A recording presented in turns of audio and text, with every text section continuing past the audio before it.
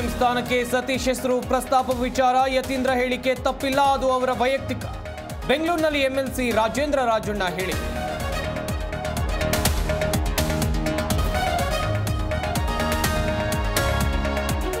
ಚಿತ್ತಾಪುರದಲ್ಲಿ ಪಥಸಂಚಲನ fight, RSS ಸೇರಿ 7 ಸಂಘಟನೆಗಳಿಂದ ಅರ್ಜಿ. ಕಲಬುರಗಿ ಹೈಕೋರ್ಟ್ ಪೀಠದತ್ತ ಎಲ್ಲರ ಚಿತ್ತ.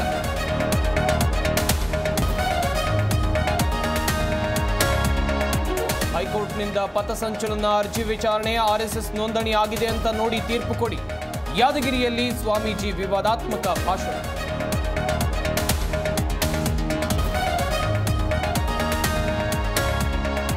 ಹಾಸನಾಂಬೆಗೆ ಹರಿದು ಬಂತು ಕೋಟಿ ಕೋಟಿ ಆದಾಯ, ಇದುವರೆಗೆ ದಾಖಲೆಯ 2 ಕೋಟಿ ಕಾಣಿಕೆ ಸಂಗ್ರಹ. ಹುಂಡಿಯಲ್ಲಿ ವಿದೇಶಿ ಕರೆನ್ಸಿ ಹಾಕಿದ ಭಕ್ತರು.